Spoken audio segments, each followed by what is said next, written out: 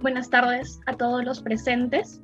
El día de hoy vamos a estar presentando el libro Uno durante la Independencia, 1809-1825, de Néstor Pilco Contreras, de la Universidad del Altiplano.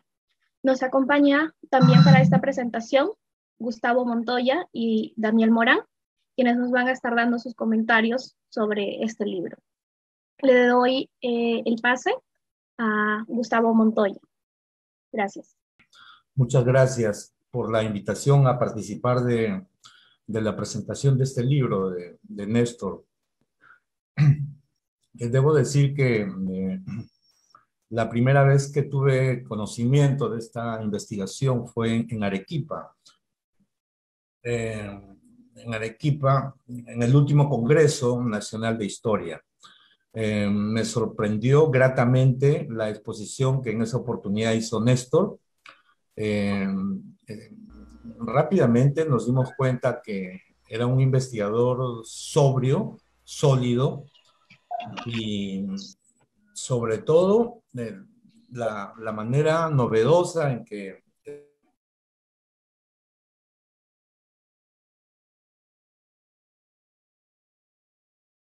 Gustavo, tu micrófono se ha apagado. Hola, ¿está bien? Sí, escucho. Ya.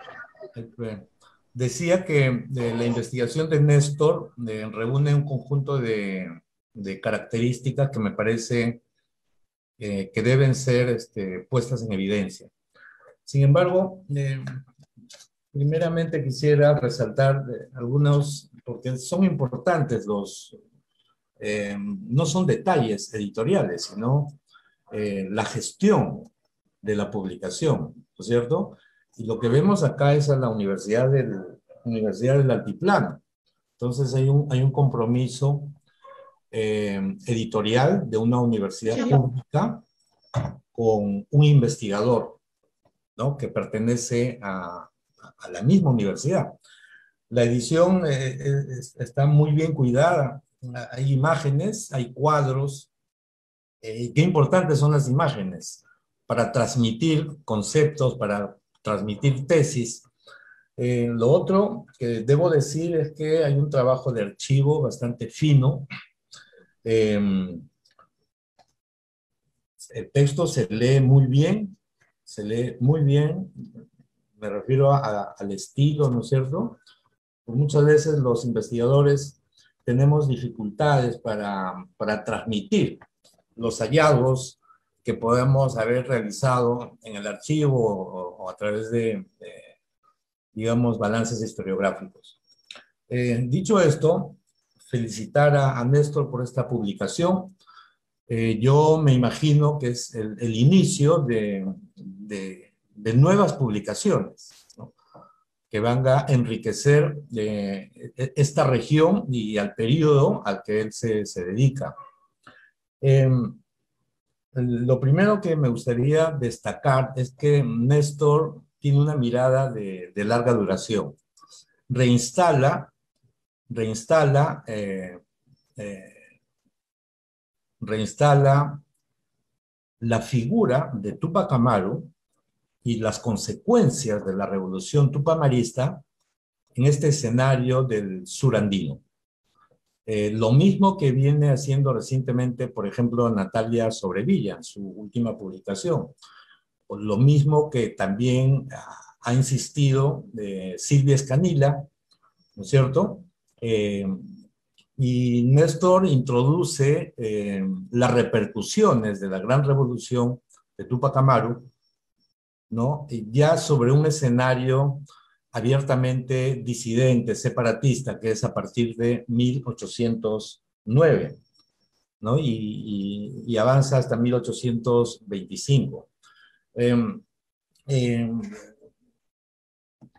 Néstor se ocupa por mostrarnos, por ejemplo, cuáles son los términos en que los sectores, todos los grupos sociales, ¿no? Sectores populares, sectores medios, las élites de la región se involucran en la guerra a partir de 1809 en adelante. y lo hace con bastante solvencia, con bastante solidez.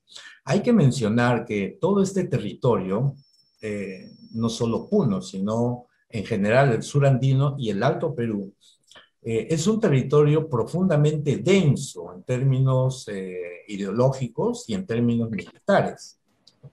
Esto le da una particularidad a esta región, por ejemplo, en relación al centro, a la Sierra Central, o en relación al norte del virreinato peruano. Sin embargo, la particularidad de esta región en el sur peruano no significa de ninguna manera un aislamiento en el análisis de los eventos que Néstor nos presenta.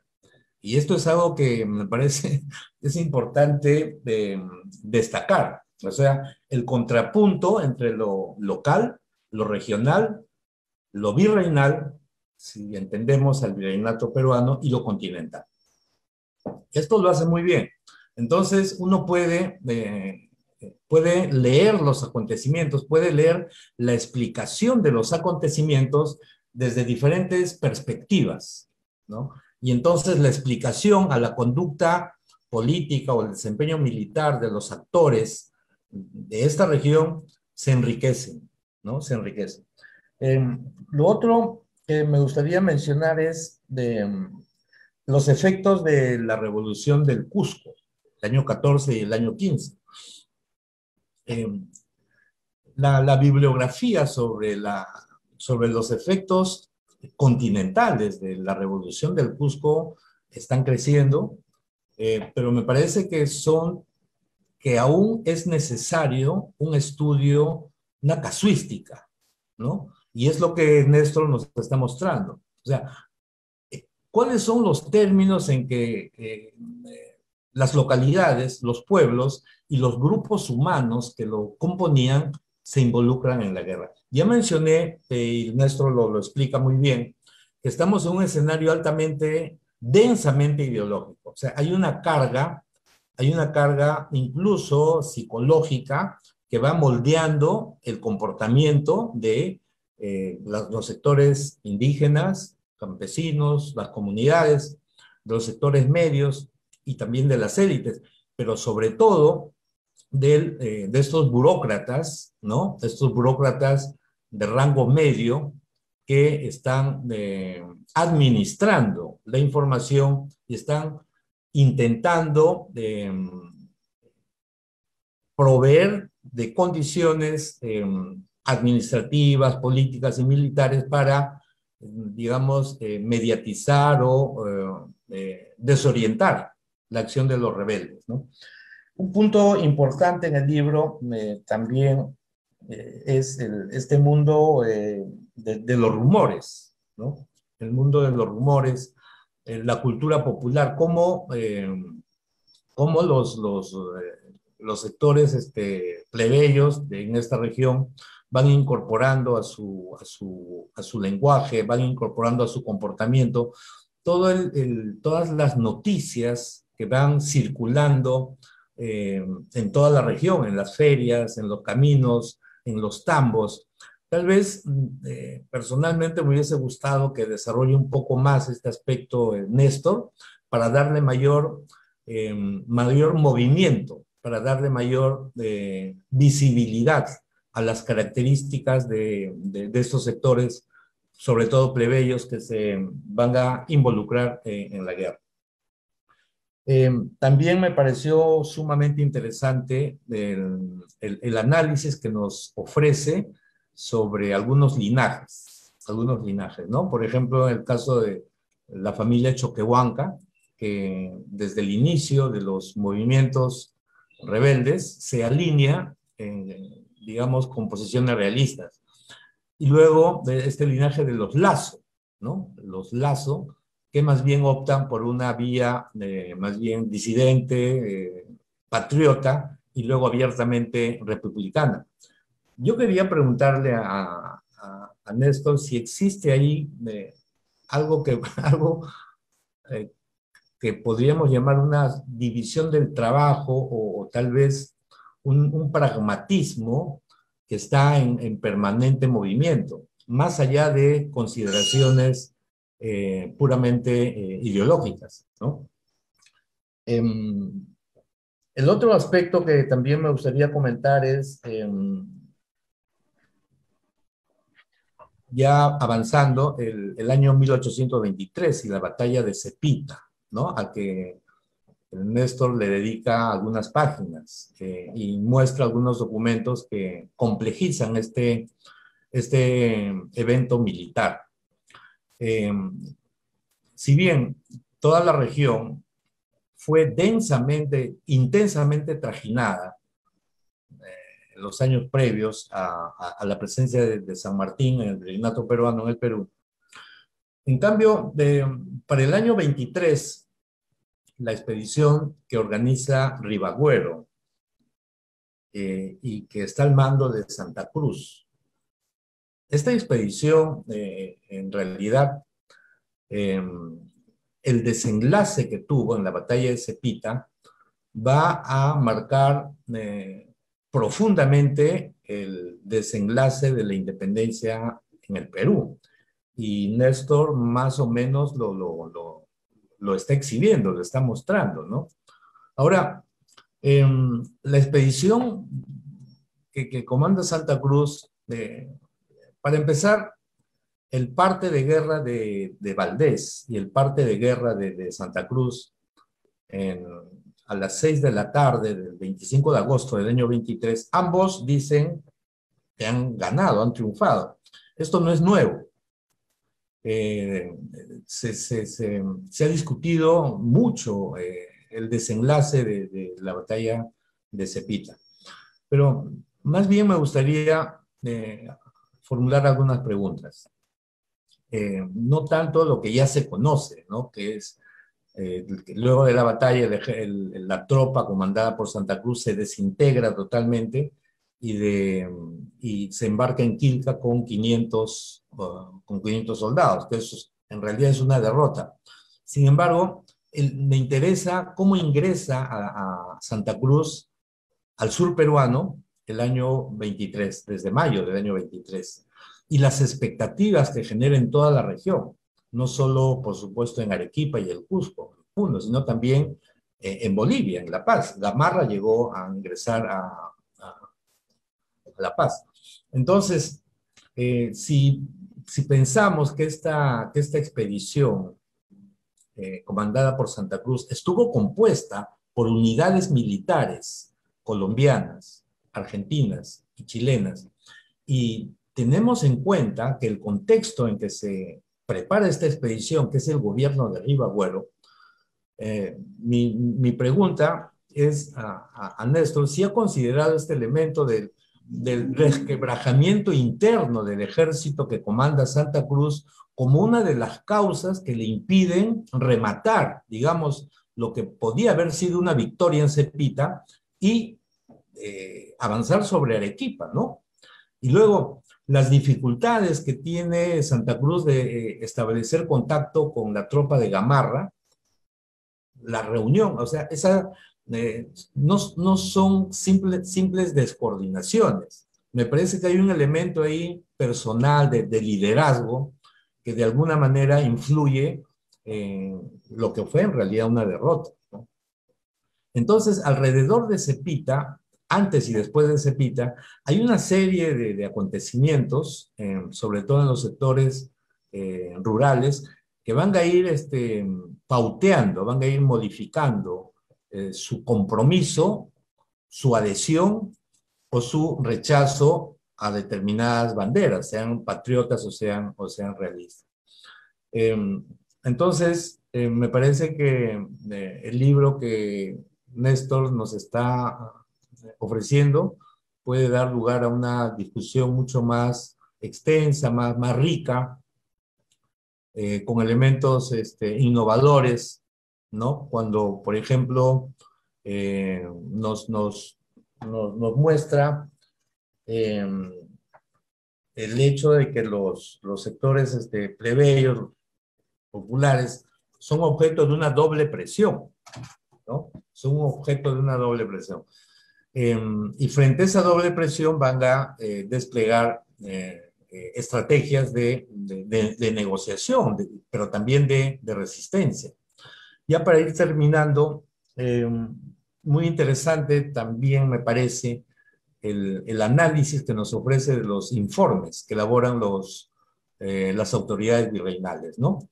Las autoridades virreinales son plenamente conscientes que todos los grupos sociales están alimentándose de las noticias, de los rumores, ciertos o imaginarios. A pesar que Puno y toda esta región está férreamente controlada desde el Cusco por las tropas realistas, porque no hay que olvidar que el virrey La Serna se instala en el Cusco muy temprano, en agosto del año 21, y desde el Cusco va a gobernar, va a conducir la guerra con la Constitución en la mano, porque es el trienio liberal, y va a ejercer una vigilancia severa sobre toda esta región, ¿no?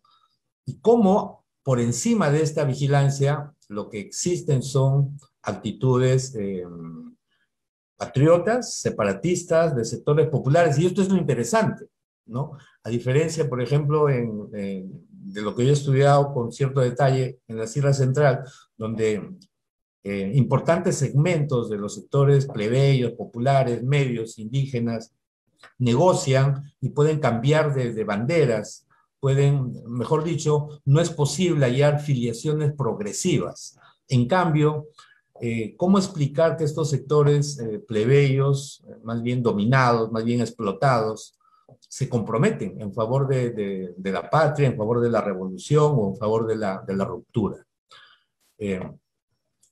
Entonces, hay muchas preguntas que genera la lectura del libro de Néstor, y yo quisiera ya dejarlo acá y una vez más felicitar la publicación de este libro y particularmente a su autor. Muchas gracias. Muchas gracias, Gustavo, por tus palabras. Ahora nos gustaría pasar con la participación de Daniel Morán, de la Universidad Nacional Mayor de San Marcos, quien nos dará su apreciación sobre este libro. Adelante. Gracias. Bien, bueno, ya he escuchado a Gustavo y a Néstor. En primer lugar, felicitar. Ya había leído algo, no como Gustavo anteriormente del libro, sino había leído un manuscrito que él ya sabe, que salió publicado recién en la revista Diálogo Andino, que está en Scopus, Cuartil 1. Lo digo porque es un esfuerzo importante, ¿no? Y ya en algo de lo que dice Néstor, ¿no? Que hay que descentralizar, y también lo dice Gustavo, y, descentralizar la independencia, ¿no? Y que un fondo editorial, en este caso de Puno, sea quien finalmente esté publicando el libro, ¿no? He leído detenidamente el libro el día de ayer y hoy toda la mañana. En el avión también lo venía volviendo a leer. Y primero, felicitaba a Néstor porque el libro busca, como señalé y como lo ha señalado también Gustavo Montoya, descentralizar la independencia.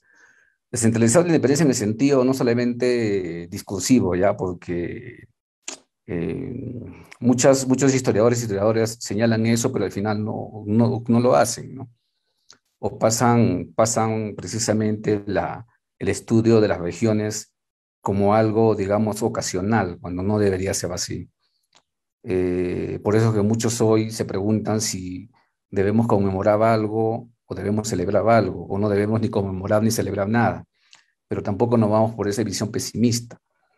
La lectura del libro de Néstor y el manejo de las fuentes, fundamentalmente de las fuentes, dan una muestra de la capacidad que puede tener un amante de la historia, porque si no me equivoco, Néstor no es historiador, ¿no, Néstor? Pero es el historiador, como dice, es un oficio, ¿no? No necesariamente se hace en las aulas universitarias, ¿no? Necesariamente, digamos, siendo historiador, o sea, es educador, ¿no? Pero tiene la capacidad de poder insertarse en archivos, y como escribe la misma Silvia Escanilla, ¿no? En el prólogo, esa necesidad, ¿no? De contar la historia de los otros, ¿no? A pesar que podemos estar utilizando fuentes, digamos, fuentes ya vistas de una visión, digamos, tradicional, ¿no? Un segundo punto del texto es que también, que no le mencionó Gustavo, pero que sería interesante porque ya Gustavo ha mencionado varias cosas. Una de las cosas que tal vez sería interesante mencionar es los dos últimos apartados, ¿no? En torno al centenario, ¿no? Tanto de Cepita como el centenario de la misma declaración de la independencia de Puno, ¿no? También una cuestión importante, mirando un poco, como dejando sentado, ¿no? Ahí digamos, la necesidad de no solamente mirar la independencia de hace 200 años, sino mirar la independencia en el mismo proceso, que se ha ido de 1809, como lo hace Néstor, hasta 1825, pero que hay más de 1825 para adelante, ¿no? Y ahí entramos ya en todo un dilema en donde nosotros los historiadores y los que leen historia y los que consumen historia y los demás estudiantes de historia, etcétera, todo el público interesado en la historia peruana, en la historia de las regiones, en la historia peruana, precisamente puede encontrar en este texto, que es interesante en lo que decía también Gustavo, esto del manejo de las fuentes, ¿no? Eh, ¿Qué más a ver destacar? Porque después quiero pasar a un segundo plano en donde bueno, yo lo leía cuando Basadre conversaba con Macera, y la leía también cuando algunos me comentaban algún texto que yo publicaba, o yo también hacía reseñas, porque creo que casi todos hemos empezado haciendo reseñas de libros. Y Néstor, yo tengo una reseña para tu libro, ¿ya? No sé si Gustavo me va a ganar, pero yo ya casi lo tengo. Pero para pasar a un segundo momento, en donde no quiero ser el aguafiestas, solamente quiero dar recomendaciones constructivas en torno al potencial que puede tener el libro. ¿Ya? En un primer momento, en la utilización de fuentes digamos, que no han sido consultadas regularmente, o análisis de fuentes que ya fueron consultadas, pero que no han sido analizadas desde una perspectiva, que sí lo hace Néstor, ¿no?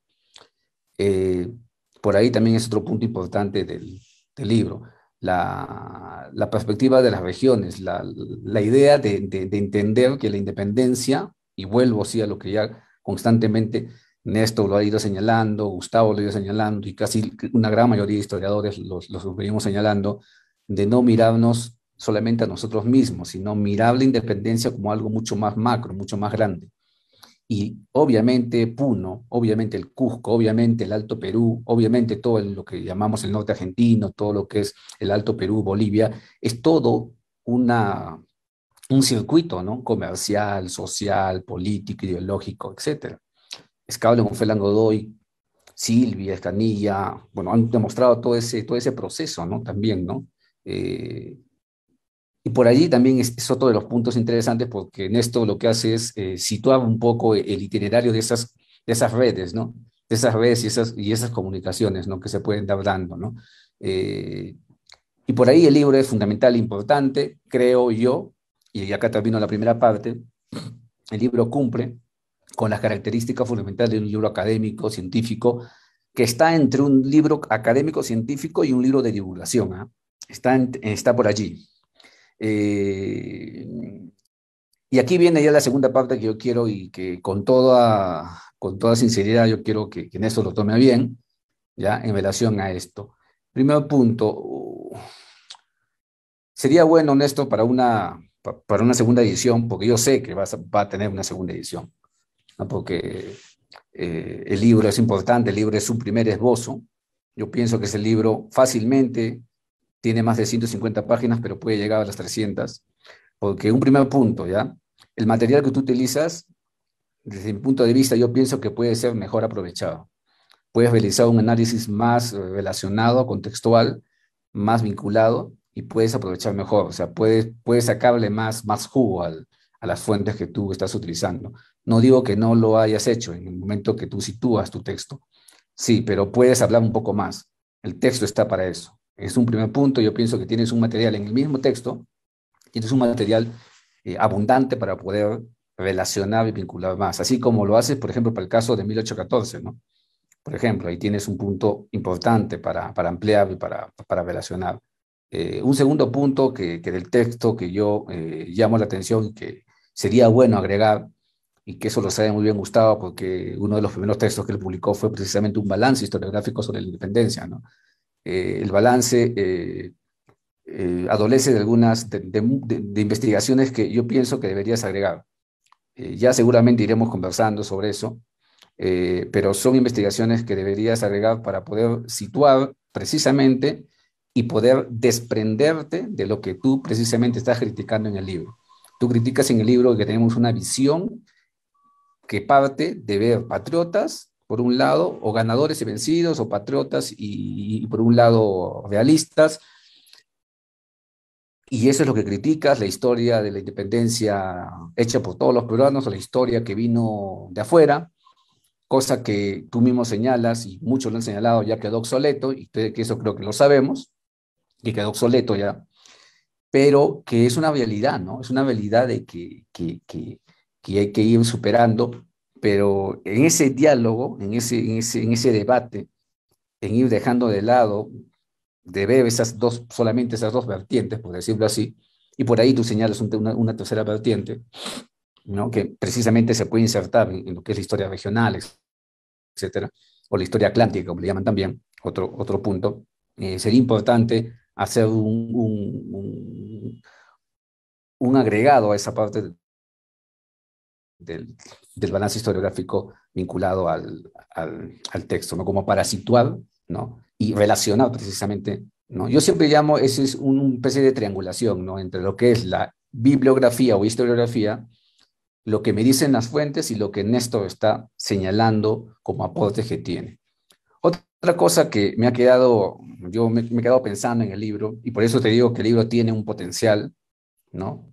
Para poder agregarse más páginas, para poder reflexionar más y para poder avanzar más, como lo dijo Gustavo, y como todo buen libro, me parece que genera más preguntas que respuestas, o sea, responde preguntas, pero genera más respuestas, más nuevas preguntas, digo. Y obviamente allí está la razón y que yo pienso que deberías prestarle atención en relación, por ejemplo, yo veo a lo largo, desde el 1809 a 1825, y yo veo, sí, el apoyo de Puno y todo, pero veo que Puno está inserto en esa misma complejidad, ¿no? O sea, a veces por momentos no me queda claro, ¿no? Pero no es porque Néstor no lo sepa poner de forma clara, sino porque los propios acontecimientos de la guerra hacen precisamente que los comportamientos de diferentes grupos sociales, sectores sociales que están participando en una guerra, necesariamente van mutando y cambiando, así como los discursos, los lenguajes y los intereses cambian. Y precisamente, en ese sentido, eh, un análisis más, digamos, más relacionado con las fuentes que tienes, que son fuentes bien interesantes, estos de donativos, forzosos, ¿no? Estos de la composición social, etcétera, que yo he estado observando en los cuadros que tú pones, que me parece maravilloso. Pero yo pienso que eso puede ser más aprovechado, ¿no? Precisamente Jesús Yarango, que es un joven historiador también, que tú seguramente lo conoces, o has escuchado de él, también está trabajando esto en su tesis de licenciatura, por ejemplo, y por ahí también estamos haciendo algunas investigaciones sobre el tema, y yo al mirar ese capítulo que tú hablas o partes de la información que tú tienes, que son sacados de archivo, a mí me brillan los ojos porque veo, ¿no? Una información importante, ¿no? Fundamental para poder avanzar y poder plantear más, para entender mejor el proceso de la guerra. Cada subcapítulo que tú haces, a veces me parece, salvo algunos, me parecen un poco cortos. Entiendo, porque a veces la capacidad editorial de una publicación te piden una cantidad de páginas determinadas y no me permiten ampliar mucho más. Pero allí, precisamente, en los capítulos que se puede incidir, que yo veo mucho manejo de material, tienes para aprovechar más.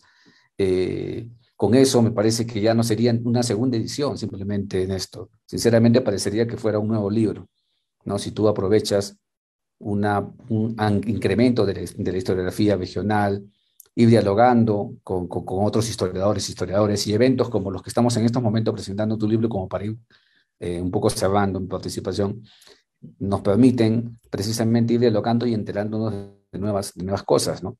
En ese sentido, un incremento en el balance historiográfico, un manejo de cada subcapítulo agregando y reflexionando un poco más y vinculándolo un poco más, y lo que tú mismo señalas, ¿no?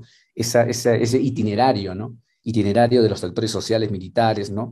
Incluso no lo señalas en esas palabras, pero lo dijo Gustavo en algún momento, y yo sí lo señalo de manera contundente, que es esa guerra de las palabras, ¿no? Esa guerra de propaganda que existe y que también se gana no solamente con las armas, sino se gana también y ayuda con el control de la opinión pública, ¿no? Y la propaganda, la difusión de información que va circulando por todos esos espacios, ¿no? Información que puede estar, como tú señalas también, pueden tener, puede ser comunicación como hoy, ¿no? Comunicación falsa, pero igual, la falsedad también una fuente de la historia que nos permite observar por qué precisamente están señalando algo sobre un acontecimiento y no lo es. Y para eso está el contraste, y tú lo haces y está muy bien vinculado a las fuentes de archivo, la misma colección documental, documentos de otros repositorios, no solamente de Puno, sino también de la AGN de Buenos Aires, el manejo de una historiografía que ahí sí lo rescato, una historiografía regional, ¿no? Cierro señalando de que el libro cumple con los objetivos de toda publicación académica científica. El libro rescata la historia regional, pero no como digamos, como un saludo a la bandera, ¿no?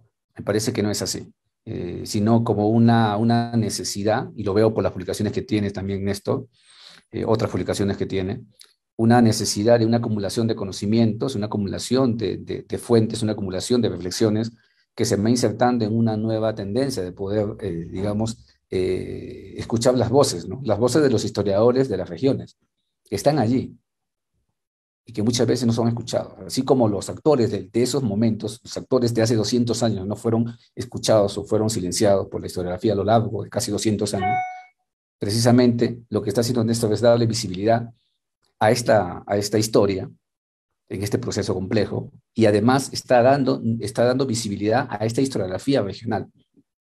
Y eso es importante, ¿no? No todo se concentra en Lima. Si bien es cierto, se concentra en Lima, pero se puede dar y se puede entender la independencia peruana desde una región en relación a otras regiones y en relación a Lima, y en relación a otras, digamos, espacios, a otras áreas de guerra, como es el Alto Perú, como lo señala muy bien, el aspecto económico, el aspecto social, y cómo esto se vincula, ¿no? Y esta cuestión que lo repite y lo señala a partir de otras investigaciones, y yo a través de otras investigaciones, y Gustavo también de otras investigaciones, pero al final llegamos a una misma conclusión, que los grupos populares y los grupos que estaban, a pesar que estuvieron en uno, en otro bando, tuvieron sus propios intereses y estuvieron luchando no solamente por una cuestión de leva, por una cuestión de presión, por una cuestión de imposición, o contribuyeron de manera obligada. Seguramente, sí, pero también hubieron gentes o parte del pueblo que lucharon porque realmente quisieron eso, ¿no?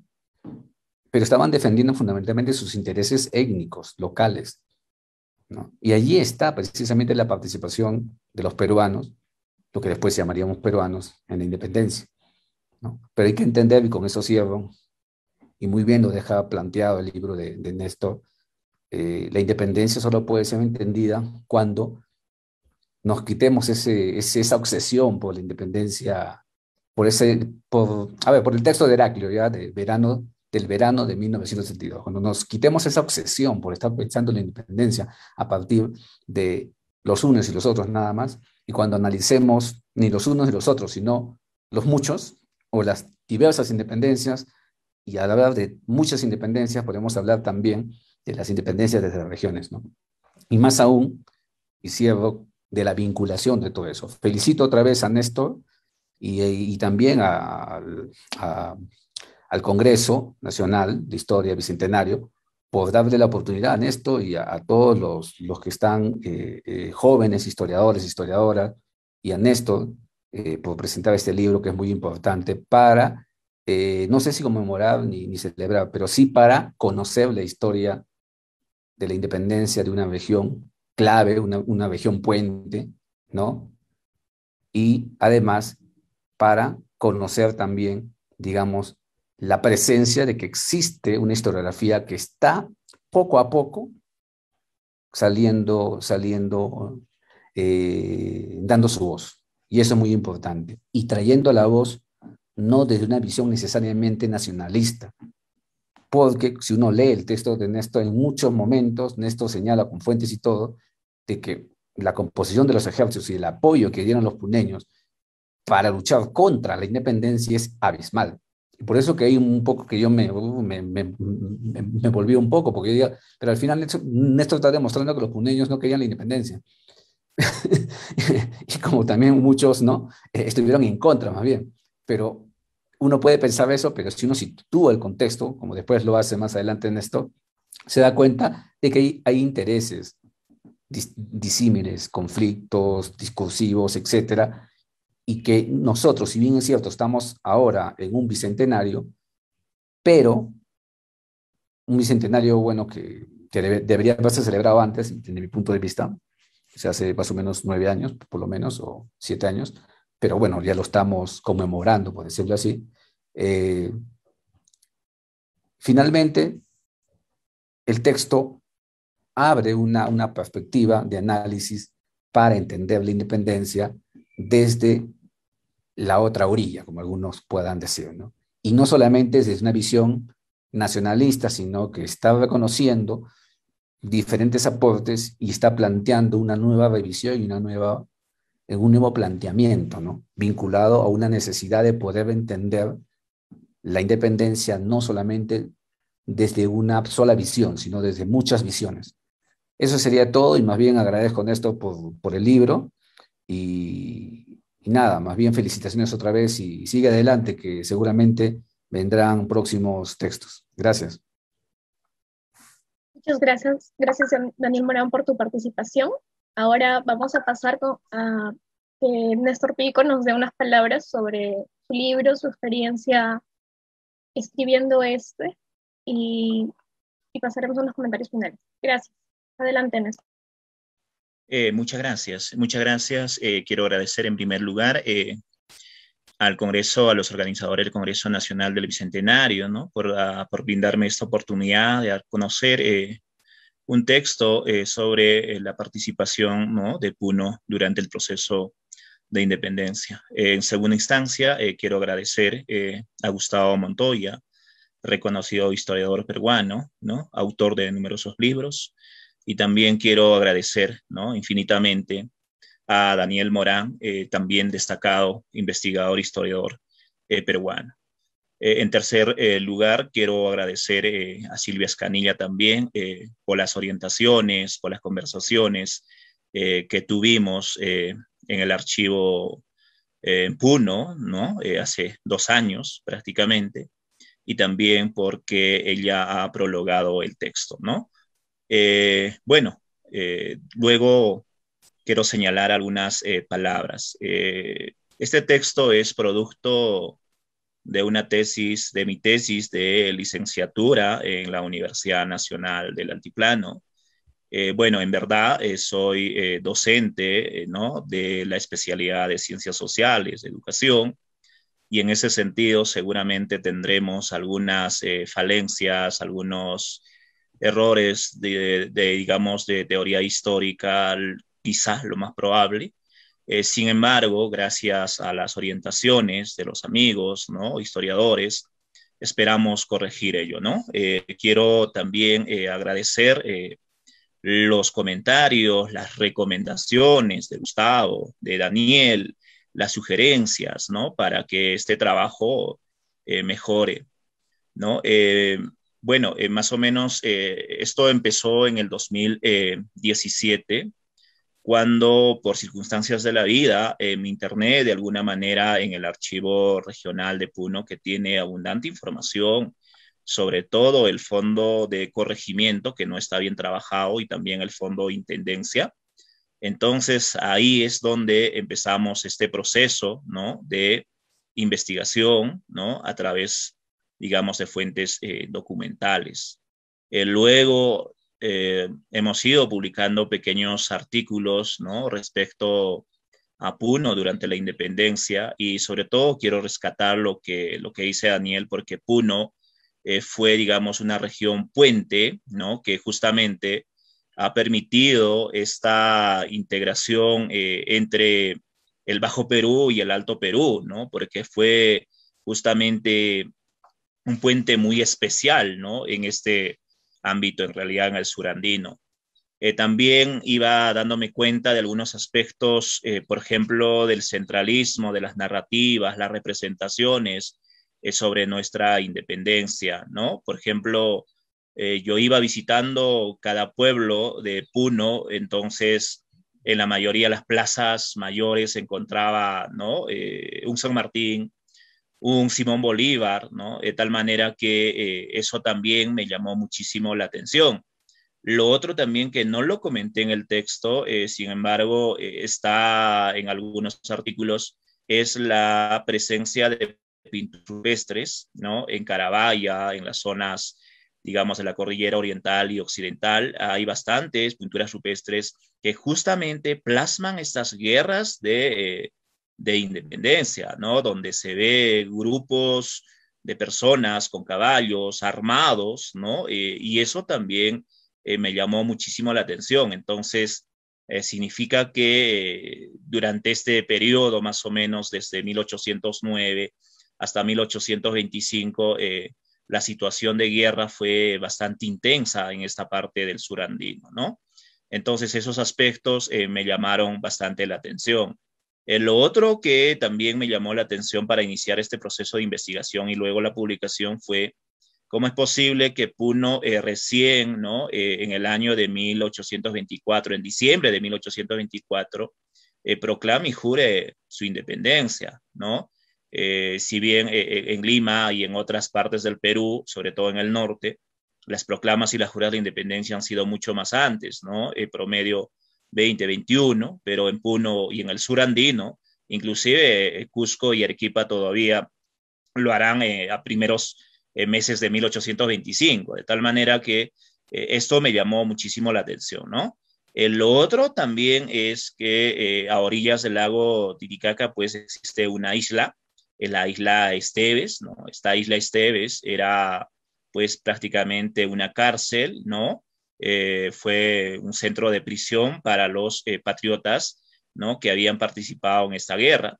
Y uno de los, digamos, lugartenientes de San Martín, Rudecindo Alvarado, ¿no? Justamente estuvo ahí, encerrado, ¿no? Hasta que se enteraron de la victoria de la batalla de Ayacucho en 1824, en diciembre, y entonces ellos tomaron las armas, se liberaron y prácticamente recién proclamaron y juraron la independencia, ¿no? El otro aspecto que me llamó también para poder iniciar este proceso de investigación ha sido de las dos batallas importantes que se produjo en Puno, ¿no?